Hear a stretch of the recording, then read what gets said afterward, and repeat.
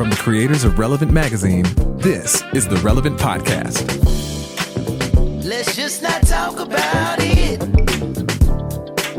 If I make a move, you're coming with me. What about the love coming with me? What about the neighbors coming with me? What about the seas coming with me? The people that you came with coming with me. What about the love coming with me? What about the neighbors coming with me? What about the seas coming with me? People that you came with, you're coming with me. It's Friday, March 29th, 2019, and it's the Relevant Podcast. I'm your host, Cameron Strang, and here with me in our Orlando studios on the ones and twos, our illustrious engineer, my brother, Chandler Strang. Hello. On the Skype line from Loverland, Virginia, Jesse Carey. Hello, hello. From Nashville, Tennessee, Tyler Huckabee. Hey, everybody. And sitting in with us for the full show today, a guest cast member, an old friend from Los Angeles, California, Mr. Propaganda.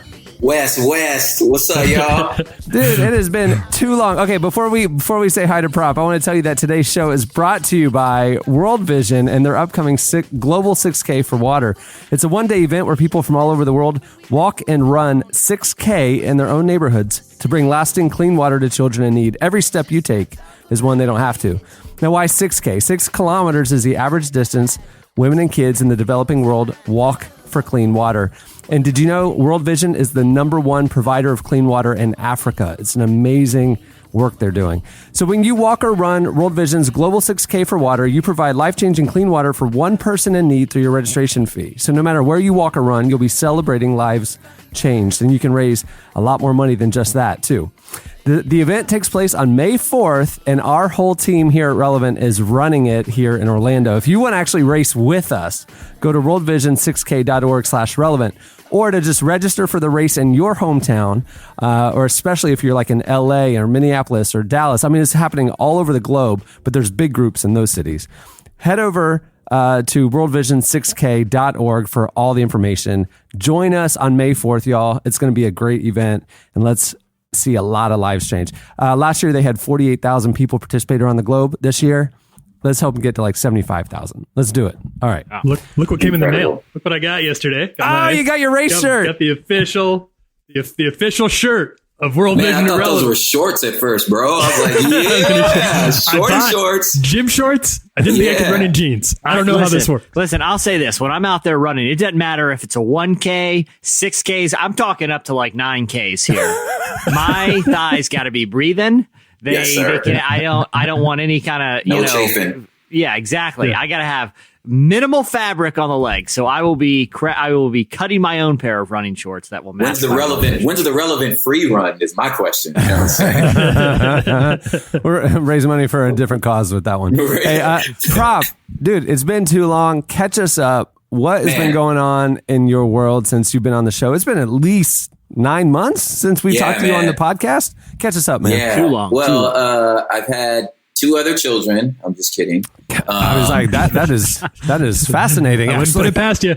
It's a medical miracle, man. I tell you, man, that childbirth, bro. And you women, I'm so sorry I've ever made fun of you. No, I'm just kidding.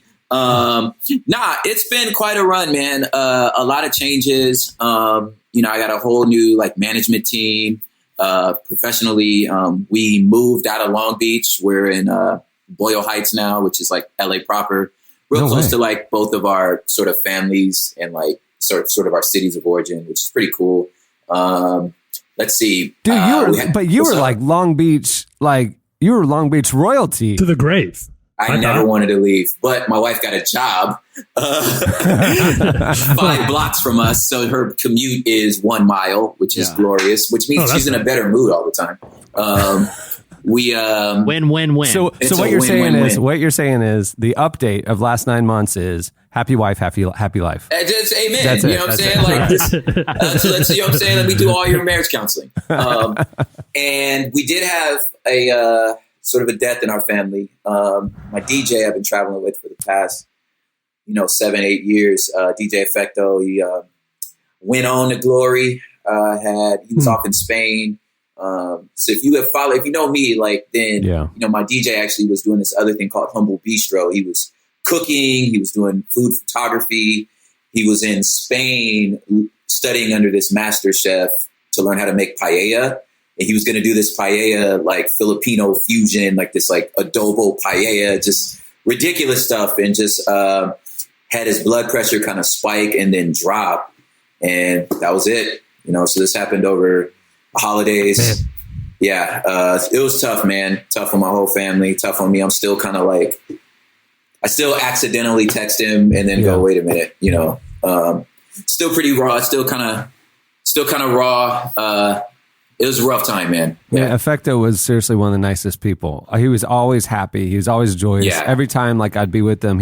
Whenever you guys were touring through here, I'd be out in LA and we go, check out sneakers or vinyl or something like that. Man. He was always just the light. The most giving dude. At his, we did a party to kind of raise money for him, and then we did his funeral, and people were walking up to me just with these stories, and I'm like, things that just out of your way, inconvenient niceness. Like he goes, this lady was like, man, he dropped off my son at school every morning. And I'm like, when? I'm with him all week. When did he find time? The guy would just get up at 5 a.m, take this kid to school, and then come get on the plane with me. And I just had no idea. Just stuff like that. Oh man, I got sick and he flew out to New Jersey to take care of me so my wife could go to work. Who does this? That's the type of man Effecto was, man. Has it changed? Obviously it'll be something that you're going to be realizing the impact it's had on your life for years and years. But in the short term, has it already kind of changed how you view life and how short life is, and oh my god, seizing the moment and loving the people? It was unexpected, right? Oh, it's absolutely shock, out of nowhere. It's total shock. Yeah. Now it's if I'm thinking about a person, I'm gonna text them immediately. Hey, thinking about you. What's up, man? Love you, dog. The go out of your wayness of stuff. Just things like that. Man, and then just stuff that you'd argue over. I'm just this is. Why am I arguing? Why am I arguing? I just don't have, there's a lot of stuff that I honestly don't have time for, and just man, if you got a friend, be a friend to him. Don't waste time. Just go be a friend, Yeah, that's crazy. When we asked for the update, I thought you were going to say something not heavy like that. Yeah. They got a new album coming. Yeah. And you're on tour. You're on tour now too, right? With Gungor and the end of the world tour, right? It's the end of the world, bro. But it's very Gungory, in the sense that that's obviously it's a lot of white people. Yeah, it's a tongue in cheek name. You'd have to come to the night to really get sort of the turn that we're kind of going towards. But it's super fun. It's definitely when we finally get to the stage, it's this magical, spiritual, esoteric experience, this musical journey that only us three could possibly somehow provide. It's just getting to the stage is an absolute swirl of cats and feral monkeys all over the place. I don't know how anything gets done, but it totally does. How are we all just looking at stars and spirals, and then somehow music starts and everybody locks in? It's incredible. Because The Brilliance is out with you guys too, right? Yeah. Which is super awesome. Really, there's really cool thing about watching David and Michael and realizing that they're siblings and sort of seeing their total sibling interaction. It's kind of really humanized them both, because they're both Michael's an out of this world. He's a Martian, you know what I'm saying? And then you realize no, he's not. He's a brother like his, and that's his little brother. And it's super cool to see, Do you guys ever feel no matter how far you progress on the journey, how much you grow up, get older, change who you are, don't feel connected to who I was at all, when you get back with family, when you get back with the people you grew up with, I revert to 15. You're you're in 8th grade again. Yeah, eating goldfish crackers out of the box, playing PlayStation, telling mom to let me get to the safe point, and then I'll come get dinner. I'm picturing Michael Gungor from Gungor and David Gungor from The Brilliance, fighting, and Prop's you two knock it off back there. I'm telling you, I will end this tour right now. You two knock it off. Yo, when I go, hey, can we sound check? That's me doing that. Hey, you guys mind if we sound check? Can we? Who starts Yeah, October? and Michael's like, he started it, pointing at David. No, he started it. I will end this tour right now. I will turn this van around. I gotta ask, to be truthful, you're talking to Okay. friends right now. Is it the whitest audience you've ever played for? Oh man, it's up there, bro. it's up there, man. I mean, it's a type of white. You know what I'm saying? It's a type of white. I think that's it. Wait, It's there's the shades of category. white? There's shades Yeah. of white? What are the subcategories of Yeah. white? Yeah, tell me the subcategories. I would So like there's you to categorize I it. love it. So there's like Burning Man white. Right. On one side. Yeah. Yeah. You know what I'm saying? Then there's and there's a difference between Burning Man white and Coachella white. You know what I'm saying? Totally. Sure. Coachella white, Yeah. they bought those outfits at the mall. You know, Yes. Burning Man white, they found rags in a dumpster and they found it. fashioned their own clothing. And are positive that it's the best thing they've ever worn. Yes. That's Burning Man white. Yeah. It's the difference between ordering something off like PacSun.com and Etsy, basically, Yes. like wardrobe Yes. choice. Yeah. Yeah. Yes. All right. Yeah. That's funny. So this is definitely a good mix between Burning Man white and then Christian Conference sneaking alcohol in.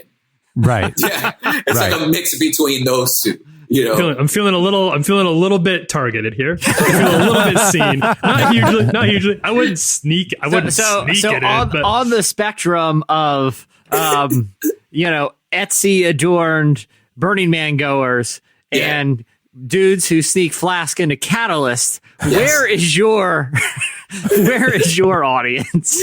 So and then there's a section in the front left, right, that's looking at the rest of the room like, what is happening? Or just have no idea who Gungor and the Brilliants are. That are like, yo, Prop's coming to town. Right. Yeah. And they're like, well,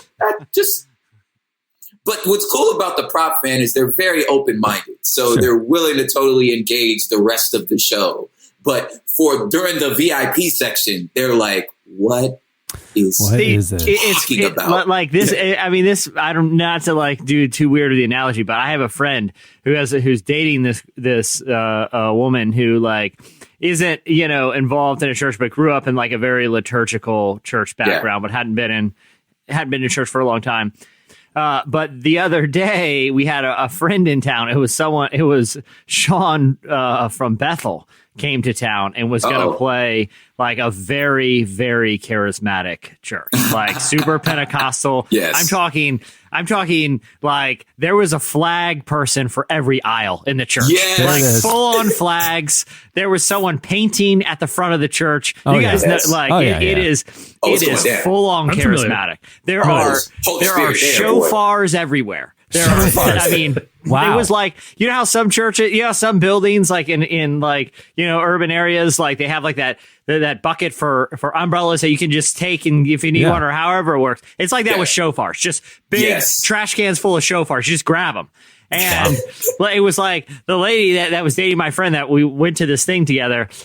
She had that look on her face the whole time, Prop. Those people are I've been to a concert before, but this is not, but I feel a little awkward here. That's how she was I've been to a church before, but I'm not exactly sure what's happening. I'm going to be a good sport. Yes. But this is not what I was expecting. Yeah. Ergo, the guy in the Humble Beast t-shirt at this show. It's wait. Yeah. Hey, well, we have a great show coming up for you guys today. Coming up later, we talked to Maria Taylor, the co-host of the new CBS series $1 Million Mile from executive producer LeBron James. Maria is also a former college basketball and volleyball star and is a college sports analyst and reporter for ESPN. She's a co-host on College Game Day. She's everywhere right now. And the new series on CBS just debuted this week. So we talked to her. She's also a really outspoken Christian. So it's really cool. We're going to get to chat with her. Shout out Relevant pod for the glow up of your friggin' guests you've been having. You know what I'm saying? I'm every time it pops up, I'm like, gee, these fools are on the glow up. Yes, queen. I'm like, yo. It's been crazy. It's been a fun little run. The next issue of Relevant, man, I so want to give it away. I can't. The next issue of Relevant has probably the most star-studded, crazy lineup we've ever had. Like literally, Jesse called me late in the evening last night going, we have like 4 A-list cover options. And like, it's crazy that like globally known superstar people are going to not be on our cover in the next issue. It's nuts. Talk about Jesus and stuff too. I believe Jesse said in a meeting yesterday there's a name that I think we landed, Jesse. And if I remember right, you said in a meeting you called it a flex.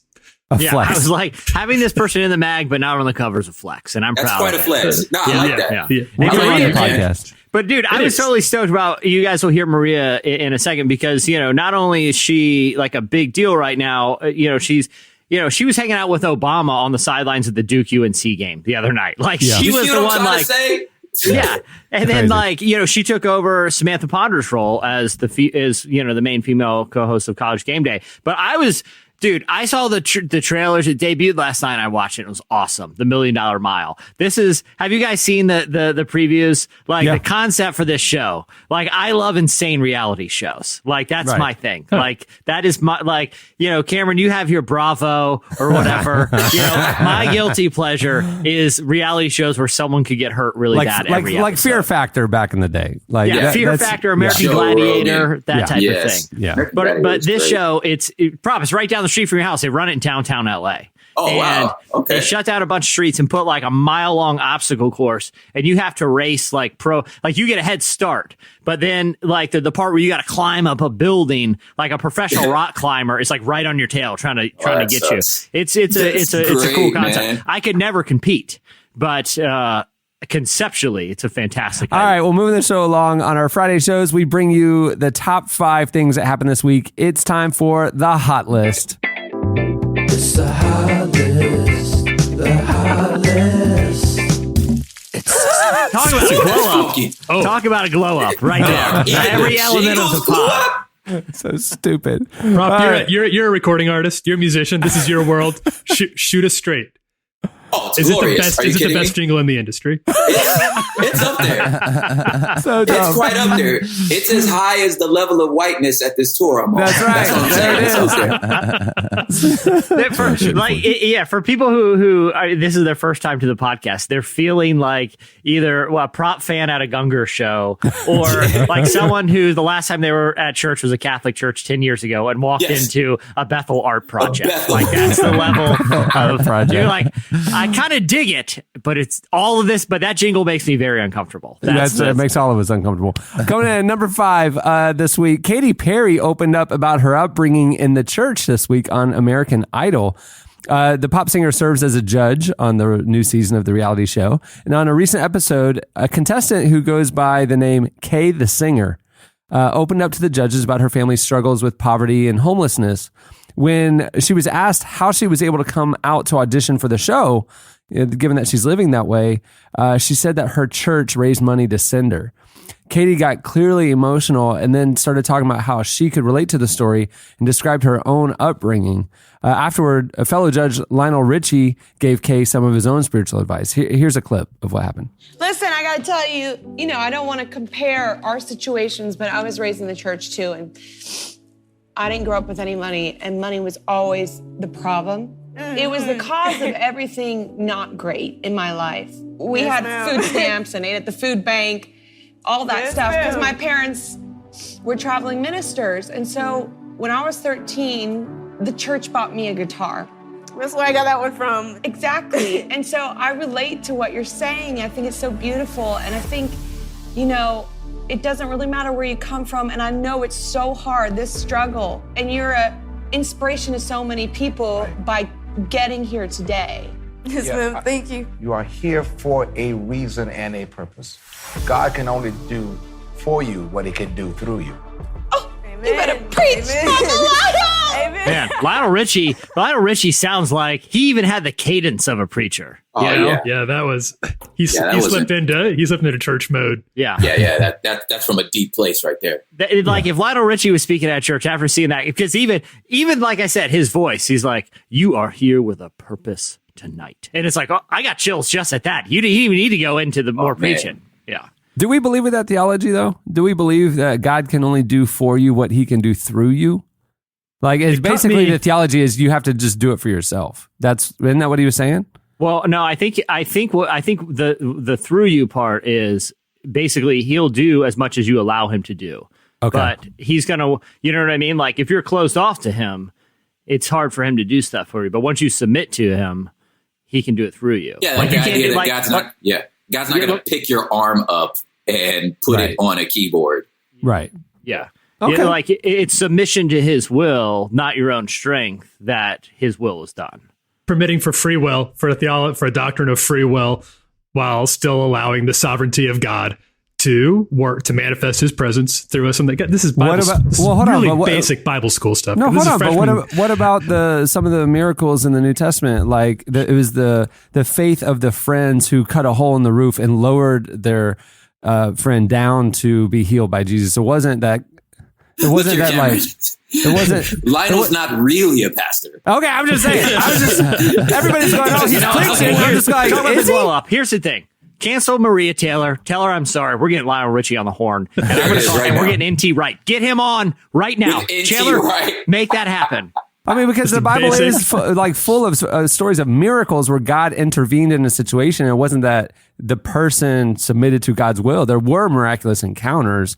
I mean, like the cutting through the roof and being healed. That kind of stuff. Where it's like the faith we don't of know others. That he was closed off to being healed. We just know that his friends had to take action. That I wouldn't say he was closed off, but it's like God didn't do. It wasn't because of what God did through that person that God can do for you what I don't know. Anyway, Lionel Richie's theology is confusing to me. I like what y'all said, though. But Jesus does say to other people, "Your faith has made you whole." That's true. Right. It's the your woman faith with the issue of blood. Yeah. Right. Yeah. Right. Yeah. God could do what He'll do through you unless He decides to do it otherwise. Yeah. That's true. That's what I'm saying. Like God's ways are higher than our ways, and it's not up to us. God can do what He wants to do. It's not like, you know what I mean? Like, yeah, but I agree that like there are absolutely evidences of people's faith that God like said, you know what, because of your faith, you're healed. But like, come on, Lionel. What if that girl responded to him like, I don't know about the theology there.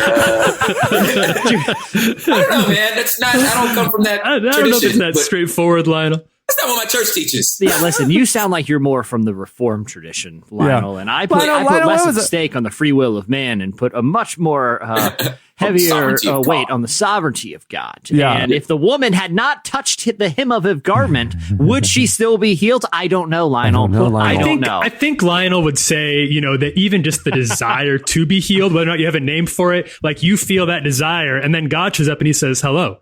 Is it me you're looking for?" Oh no! No! Man. And after you get healed, it's like you're so excited, you're like dancing on the ceiling. And you can be the ballerina girl you've already dreamed. Oh, we're on a roll, guys. Cut and print. Wow. That's just the first one. That's not even the hottest story of the week. Yeah, that's number 5. He's not even on the show. He's not on the show. We've already had a theology debate off a Lionel Richie one-liner. That's the kind of show that could end up on the cutting room floor for all we know. It's just coming in at number 4 this week. Starbucks is changing their iconic cup to reduce its massive carbon footprint. According to the International Coffee Organization, more than 600 billion paper and plastic cups are distributed around the world every year. And Starbucks is responsible for about 1% of that number. That's 6 billion cups. The problem is the current cup, with its thick design, which feels good in the hand, it's tough to break down. So if cities don't have the tech to process them, the cups go into landfills. Starbucks doesn't have a good track record when it comes to their carbon footprint. In 2008, they pledged to make all their cups recyclable by 2015 and missed that mark by a mile. A second goal to make 25% of their cups reusable by 2015 was reduced to 5% in 2011, and the coffee giant failed to even meet that benchmark. However, several new designs for a compostable cup have been approved, and Starbucks will begin testing them in major markets this summer. The company is also testing new recyclable strawless lids in an effort to cut back on straws and lids as well. So basically, what's going to happen is you're going to have a hot cup of coffee in your hand this summer, and if you hold it too long, the cup will start to dissolve. It'll start recycling in your hand. Yeah, that's what I'm saying. It's compostable. I mean, like, it's wet. Like it's like drinking out of a paper box or something. Yeah. Well, how I picture, like, because they didn't even come close to meeting these goals was, like, remember that episode of The Office where Michael Scott's on stage at, like, the investors conference for Dunder Mifflin, and they're all mad, and they're like, what are you going to do to save the money? I picture, like, a big Starbucks conference, and investors like, what are we going to do about this? Global warming. We're not doing anything. And some guy just jumps up and just makes absurd promises that they have no way of keeping. 25-cent recyclable by 2011. And everybody's cheering. And like, they're like, I guess, I mean, that's the goal now, evidently. All right, there it is. That's what we're doing. Yeah. Coming in number 3 this week on the hot list, Facebook is finally going to begin banning content that promotes white nationalism. Though Facebook and Instagram have long banned hate speech, the new policy directly links, quote, praise, support, and representation of white nationalism and separatism to white supremacy, all of which will be banned from the platforms. In a press release titled Standing Against Hate, they explain, over the past 3 months, our conversations with members of civil society and academics who are experts in race relations around the world have confirmed that white nationalism and separatism cannot be meaningfully separated from white supremacy and organized hate groups.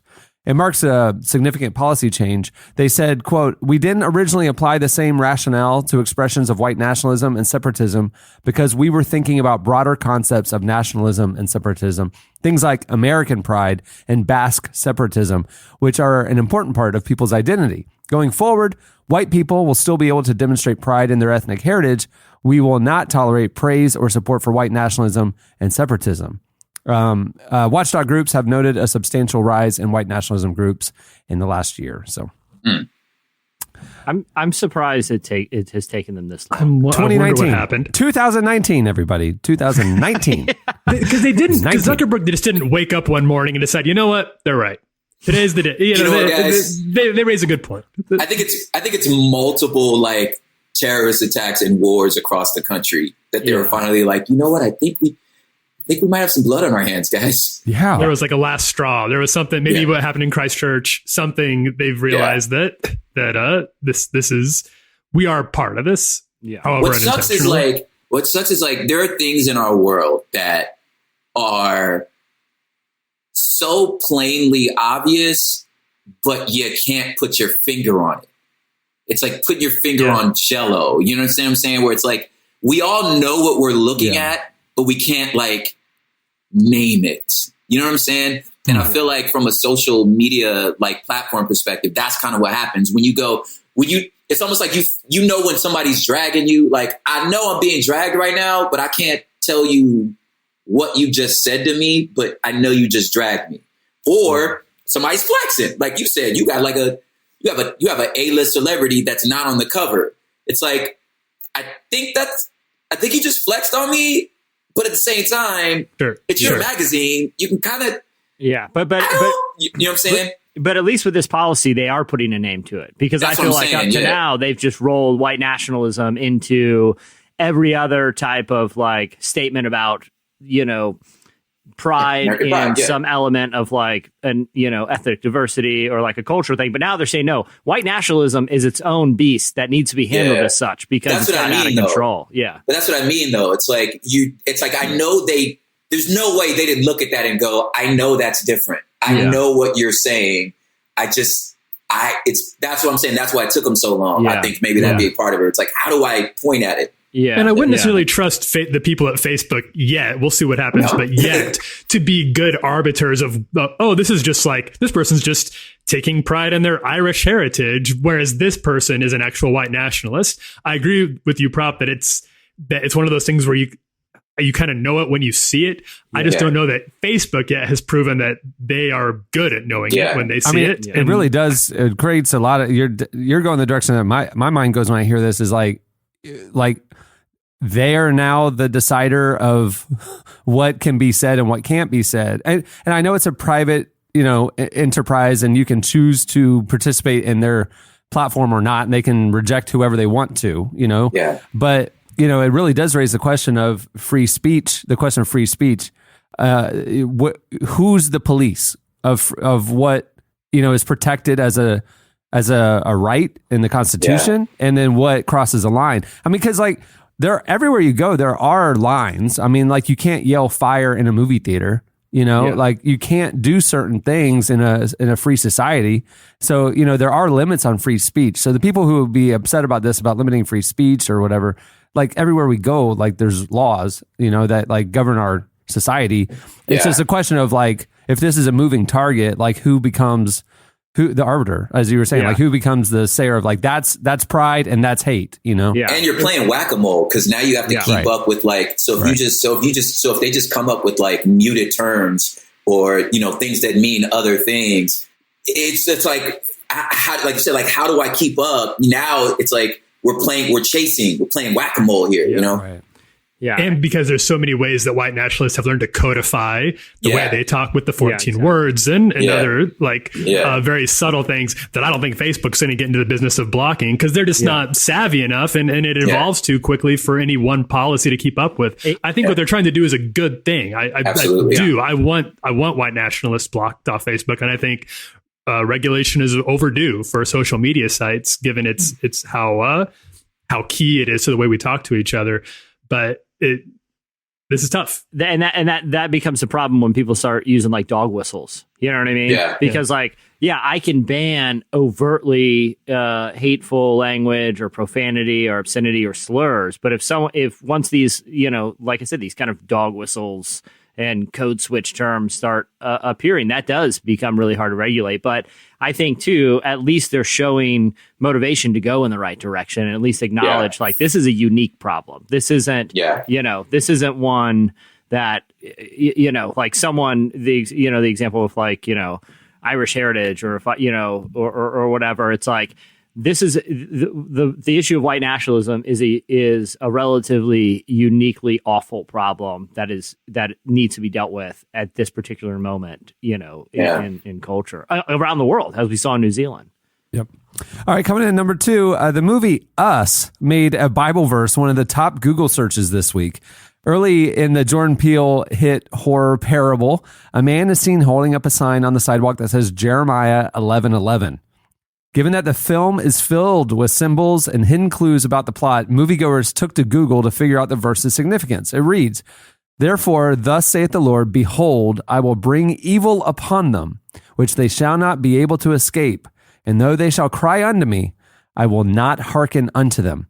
Lionel Richie's really into that theology. The verse actually hit the 12th spot on Google Trends on the movie's opening night with over 200,000 searches that evening alone. We talked, Tyler, you and I talked about this on the Relevant Daily podcast a couple days ago. It's you were very careful to toe the line on not giving you spoilers, but it's a spoiler-filled movie, and I think it's one of those things where the less you know about it going into it, the better your experience. But I totally in the movie in the theater when that scene happened, I pull out my phone. I'm like, Jeremiah 11:11. I wonder what that says, and I literally was googling it. Pull your phone out. I said towards the back. I said towards the back. You don't have a Bible app to be able to just go to you had to Google it. Yeah, you can just. I couldn't just recall it from my. You could just pull scriptures your guarded in my heart. Your sword drills from junior high. Sword drills, come on now. Lionel Richie was the captain of the sword drill team. Yes. He was. Hey, coming in number 1 this week on the hot list, John Mayer opened his new world tour in New Zealand with a cover of How Great Thou Art.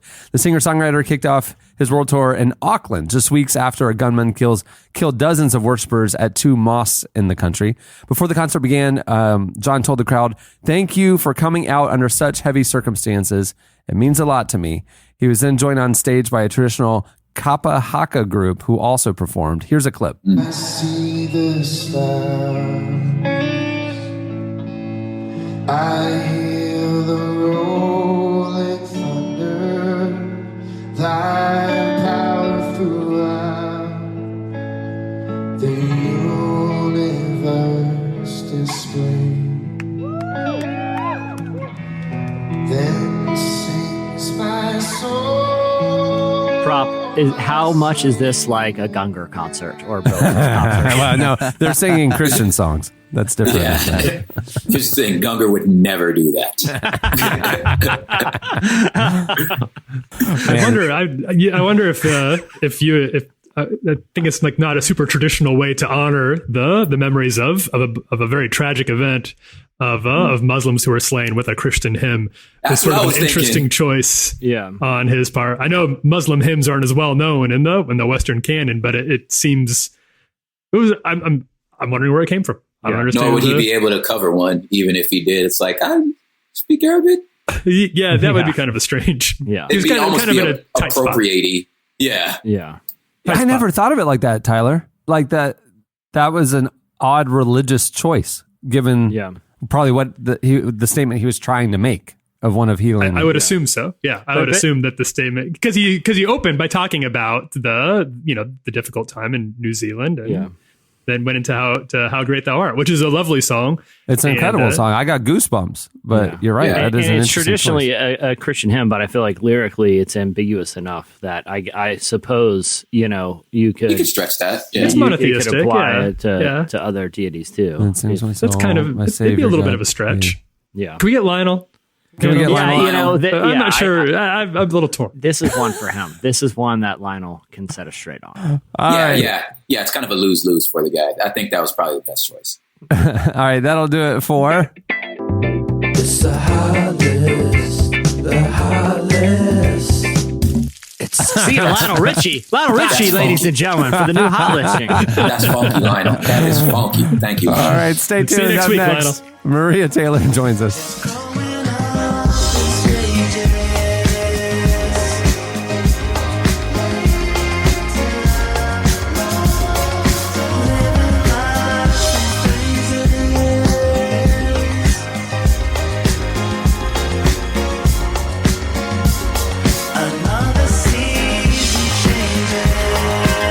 You're listening to Tame Impala. The song is Patience. At the beginning of the podcast, you heard Anderson .Paak with King James. All right, this week's show is also brought to you by Samaritan Ministries, a healthcare sharing ministry with over 250,000 Christians caring for one another's needs, from broken bones to cancer, pregnancies to organ transplants, all without the use of insurance. When the hospital told Brenna that she needed to come up with over $11,000 to pay for her surgery, scheduled just a week away, she felt panicked. But she's a Samaritan member, and she was assured other members would be able to help pay for this need. The surgery, crucial to her well-being, was a success, and every penny was taken care of by the Samaritan Ministries community. Brenna says she's beyond thankful for her experience and plans to remain happily uninsured. If you'd like to learn more about how you can join those that are happily uninsured, visit SamaritanMinistries.org/relevant. Well, Maria Taylor is the co-host of the new show $1 Million Mile on CBS alongside Tim Tebow and sports radio personality Matt Money Smith.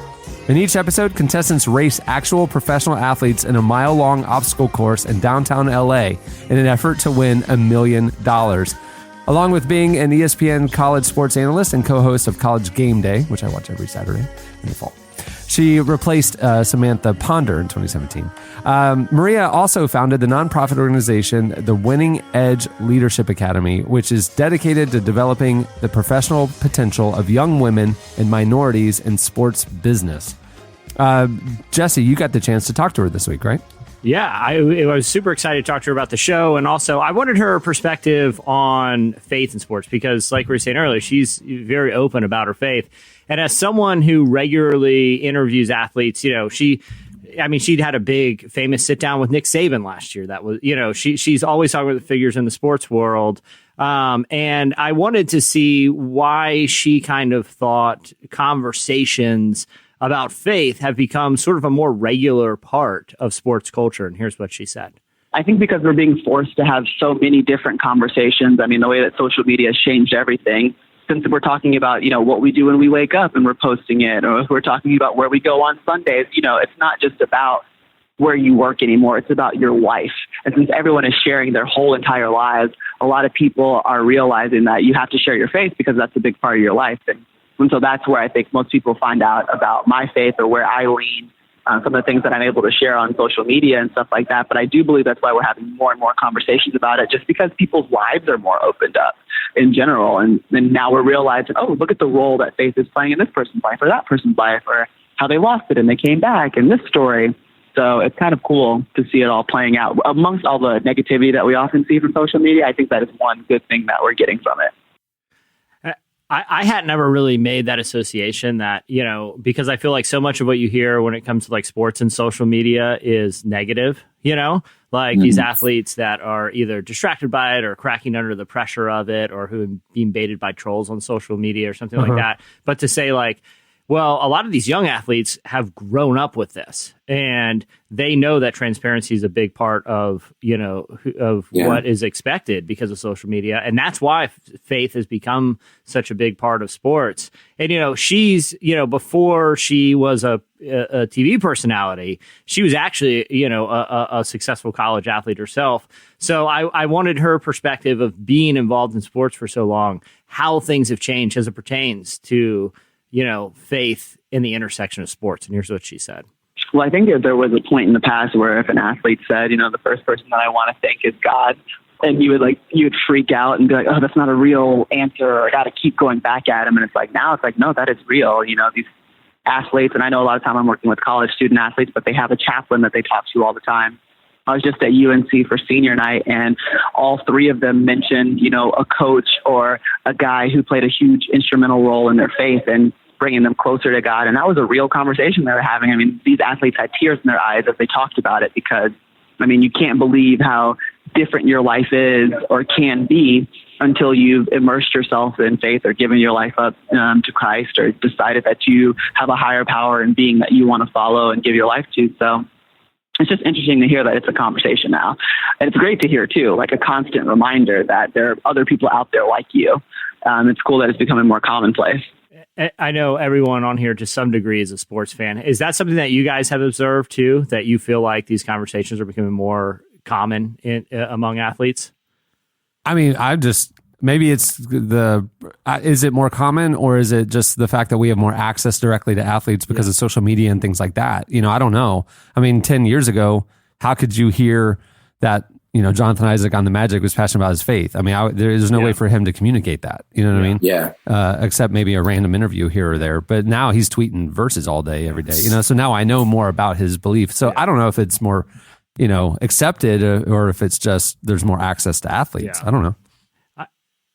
I do like what she said about it seems like there's a less skepticism now. Like if someone before is like, first I want to thank God. It's like, no, now these people, especially for someone that it's in that world talking to these people every day, it's something that's evident. Yeah. I also wanted to talk to her too about, she's involved with the Winning Edge Leadership Academy, and which is really focused on, she is a woman of color and she wants to prepare more women and minorities for jobs in sports media, but also the business of sports. When we were talking, she was mentioning how if you look at, for example, the NFL, like the lack of opportunities and roles for people of color in leadership positions on the NFL sidelines, like how many coaches, it's predominantly white men in a lot of those roles. And she's not only wants to prepare young athletes, but she also wants to see institutional changes happen.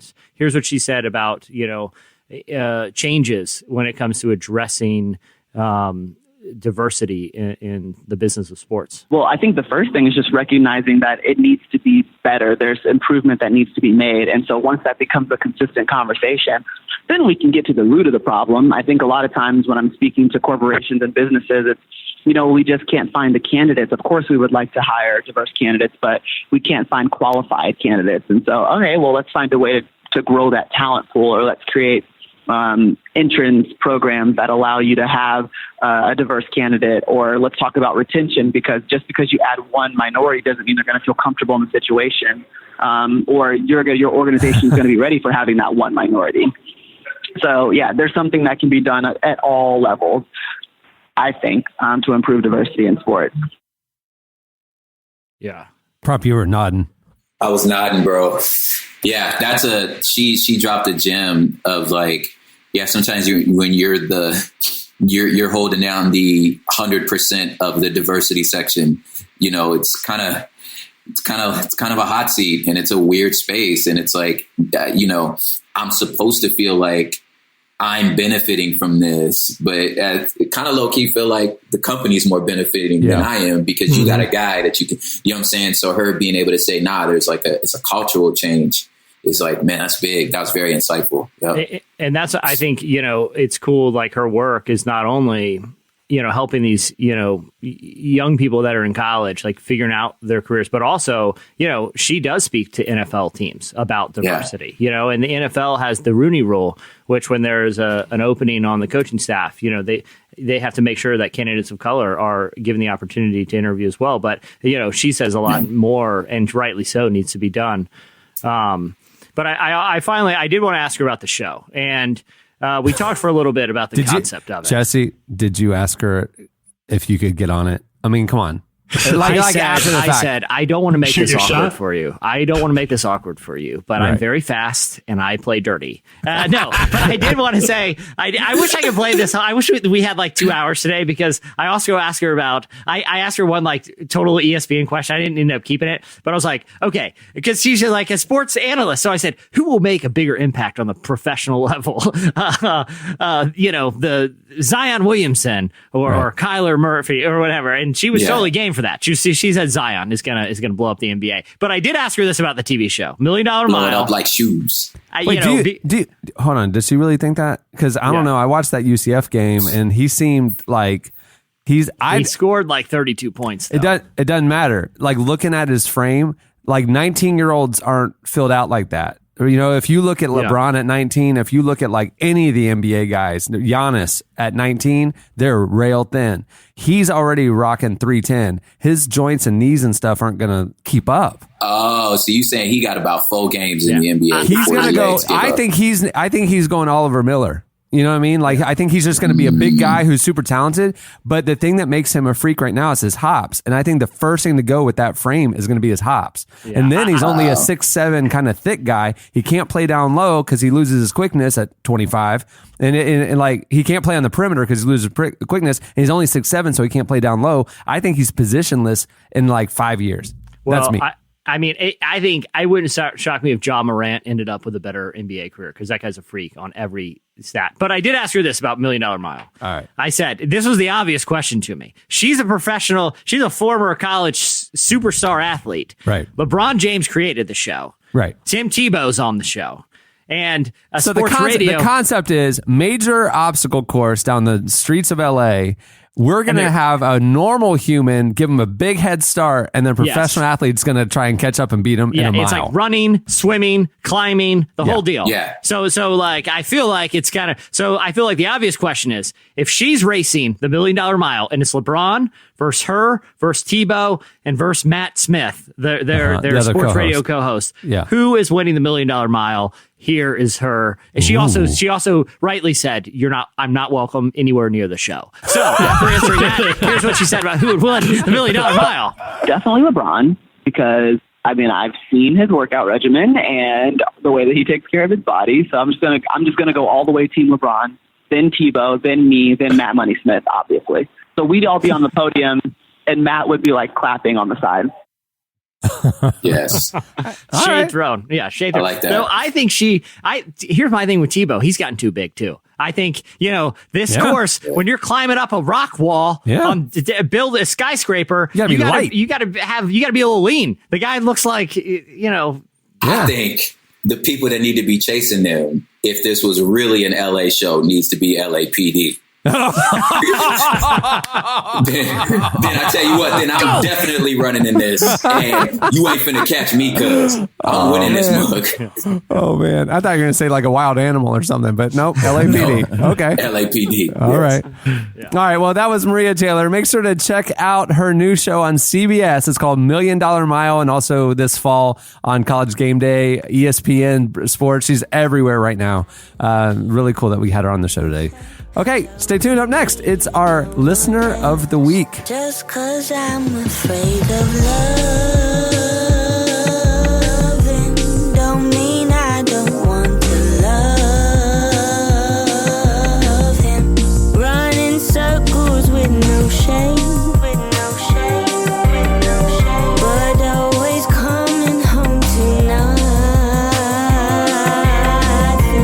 listening to Joy Crooks. The song is Two Nights. Well, today's episode is also brought to you by Blinkist. Being able to practice mindfulness every day is something we all want to achieve. Sometimes it can be really hard when we're overwhelmed with work and other aspects of life.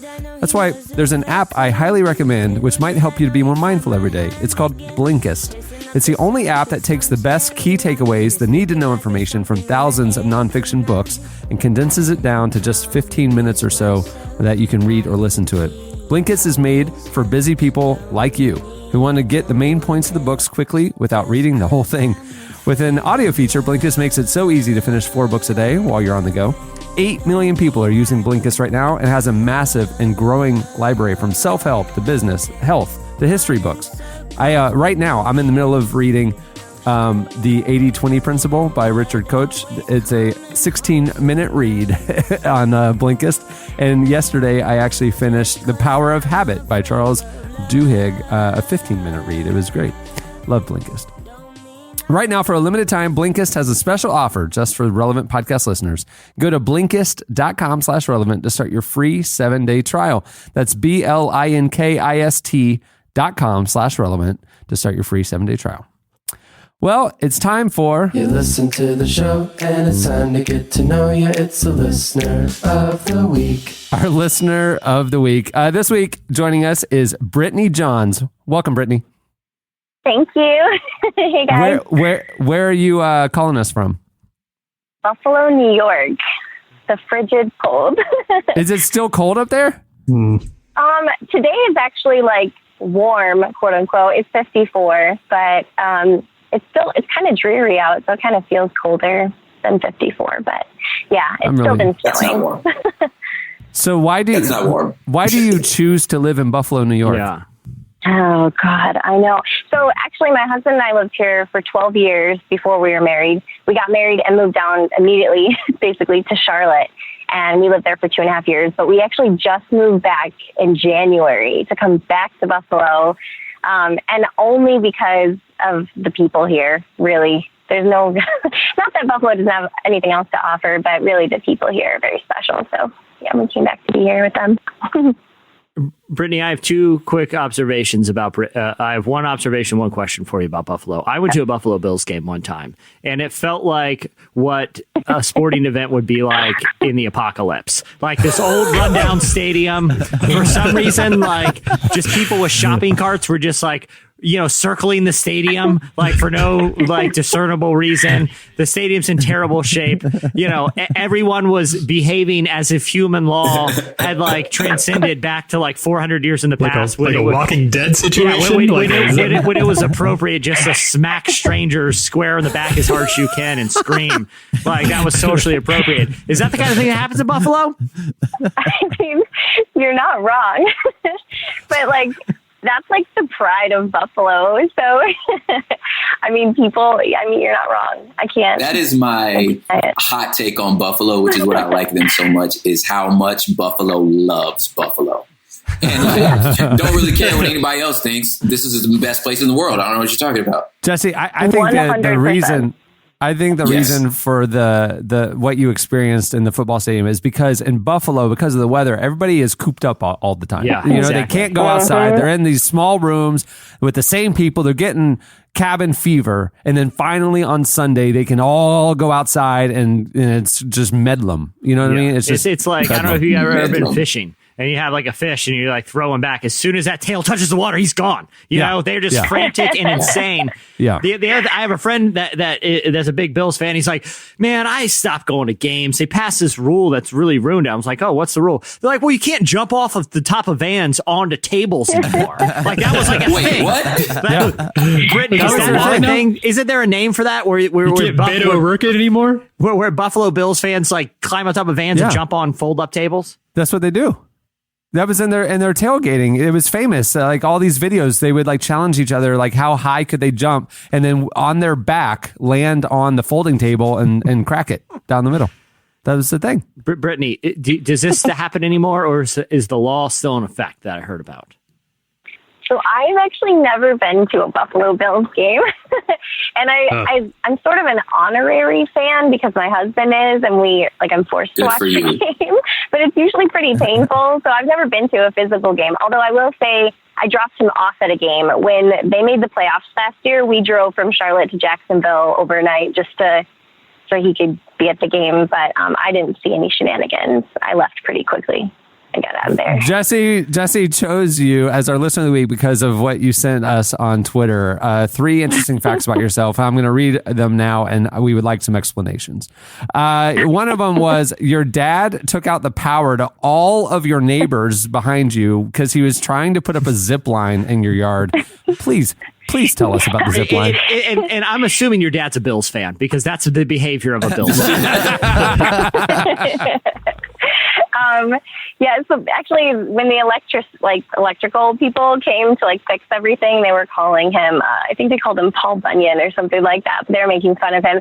So my dad is one of those people that it's like all or nothing. He's either going to do something real big or he's not going to do it at all. So I like him already. I have a half brother and sister who are 11 years younger than me. And they started to get to the age where they wanted to have fun. So he's like, we're going to put in a basketball court and a trampoline and yada, yada. And he's like, I'm going to do a zip line. So our backyard was very park-like, but the very, very back of it where he wanted to put the zip line in was filled with trees. So he needed to cut some of them down in order to make space for his zip line. And so he didn't enlist the help of anybody else or any professionals to come do it. He's like, no, I got this.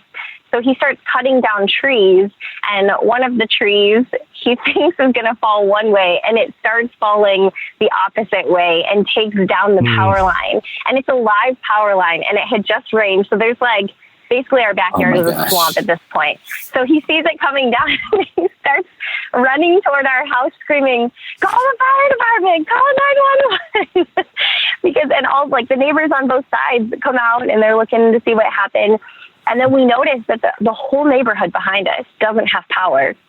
All of it has shut down. And so us and the neighbors to our left and right, we still have power on our street. And so my stepmom's like, quick, turn off all the lights. Because they didn't want us to know that we had power. Oh, man. That's quick thinking.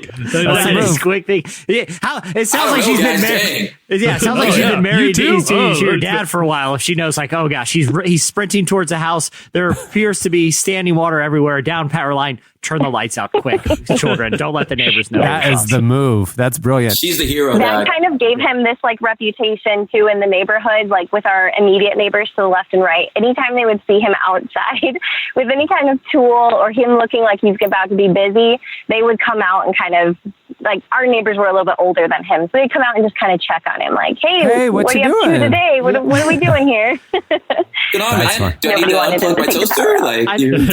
But you didn't tell us the best part of the story. Is there a zip line at their house right now? Absolutely, there is. That's right. Go big or go home. He does it all the way. By the way, as someone who watches a lot of zipline fail videos on YouTube, they're the best compilations. I appreciate a successful homemade zipline. So good on your pops. Because you know what my favorite kind of zipline blooper is, real quick, the best, and I've analyzed them. Some of them, they're always when they immediately snap. When someone jumps with all their weight and it snaps immediately and the person lands 4 feet off the ground, but really you could tell tweak the back a little. Those are the best. So I'm glad your dad was successful. Stupid. Wow. All right. Here's fact number 2. She says, I got pulled over 3 times in 1 week with an expired registration, a broken headlight, and a need for speed. She got pulled over going 102 miles an hour. And for all 3 of them, she drove off without ever receiving a ticket. How did you get out of those tickets, especially the 102? Yeah. Okay. So back then, I had a little bit of a lead foot, and it's actually a known thing between my friends. Everyone kind of teases me about it, that I'm a bad driver. I'm not a bad driver. I was just a fast driver. So there is a strip in Buffalo, part of the highway. Most places in Buffalo, you can only go 55, but this particular strip, you can go 65. And so I was really feeling it, and I turned up the music, and I was going for it, and I didn't realize I was going as fast as I was going. I was just enjoying myself, and nobody else was around, at least I thought. And so I'm going, and apparently I was going 102. and a non-marked police car pulls me over after I get off the highway. And I'm like, oh no, how fast was I going? And so he comes to my car and he's like mad. He's so mad. And so he's, you've been reckless. You could have killed somebody, this and that. And then he looks down and he sees that the registration in my window, or because there's like a sticker, has been expired for quite some time. And so he says, excuse me, and he walks away with my stuff. And he goes behind his car and uses his radio to, I guess, call another cop car to come. I think the rule was, someone told me that if it's an unmarked cop car, you have to have a marked cop car come to actually write a ticket or whatever. So I have no idea what's going to happen. I'm thinking I'm going to go to jail. My life is over. So he comes back, yells at me a little bit more, and basically just gives me a lecture like a father would, and I'm crying.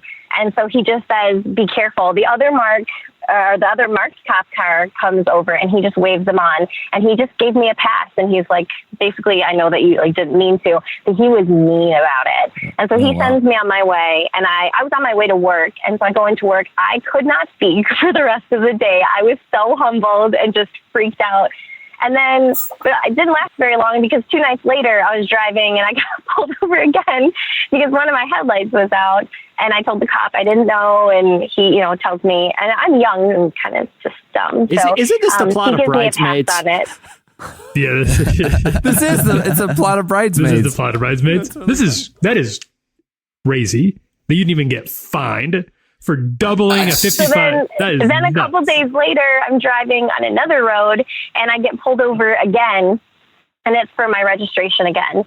And I said, actually, I was just pulled over for this a couple nights ago, a couple days ago, and I'm aware of it. I have to go get it done and everything. And he lets me go anyway. And then I drive off, and then no tickets that time. But a month later, I'm doing something reasonable. I mean, I kind of sped up a little to get out of between these 2 tractor trailers. I finally get caught and got a speeding ticket. But I was happy about it because I knew I deserved it. Yeah. Wow. Well, next time I get pulled over, I'm going to start crying and ask the police officer some fatherly advice. I think this is a fair trade-off, sir. You don't have to write the ticket, but I am all ears. Whatever you want to do. You know what really show me is some wise words from a seasoned professional like yourself. Talking to. That would. Yeah, I think the moral of the story is you need your license revoked. Basically true. I'm trying to think of a way to say this nicely. I'm a safe nicely. driver now. Yeah. Well, you've managed to have more traffic drama in your lifetime than I think any of the 4 of us have combined. But think about the DNA, how she was raised by a father who's all or nothing, big or go home, and she drives the same way. You or your father should not be allowed to operate machinery. Period. Yeah, because I kind of feel like your method of driving is either the foot is totally on the gas, all the way down, or you're slamming on the brekes at all times. There's that's 4 how you were gears. raised. Jesse, 4 gears. There's plenty of gears between first and fifth. I just, Jesse, it's because up in Buffalo, they're trapped in the house all the time. So when they finally get free, they're like that fish. You just got to go. They just got to go. The tail starts wagging, you're gone. You're gone. Next thing you know, you're out jumping off the top of a converted moving van onto an old church fold-up table, and Bill's Mafia tied to a zip line. That's awesome. Well, thanks for joining us, Brittany, our listener of the week for late March. Good luck there in Buffalo. Hopefully you don't have another freak snowstorm. You guys can enjoy the nice spring like the rest of us. Yeah.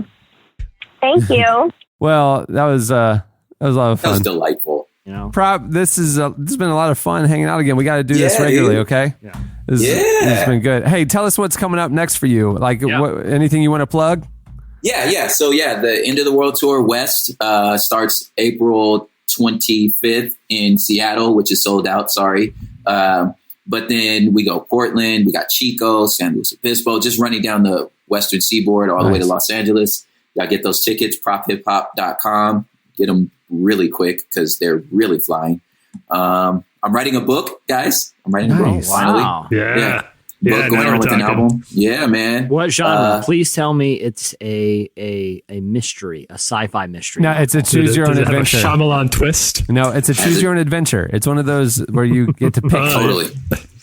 I guess, yes, both of you you're going to ruin my reveal here, man. When is it coming out? When is it coming out? Oh, it's not. It's still being written, so there's no release we got date. some time. Yeah, I got some time, but keep up with that. Our pod's going pretty great. We're touring this summer. Couch. We'll give you the shoot some links out there soon. Yeah. You're touring the pod? Yeah, we're touring the pod. Nice, man. That's awesome. Yeah, man.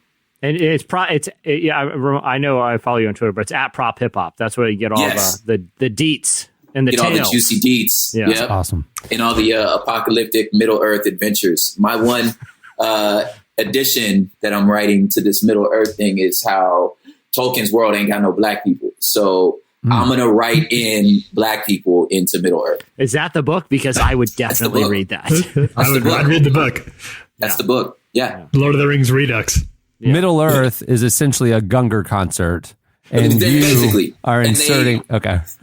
And they invited a black dude. So I'm looking at all these elves and going, how y'all surviving in this sun as pale as you are? This is just, I don't understand y'all's story. All of you elves should have died of skin cancer by now. So that's funny. I'm reading it. I am reading it. Yeah.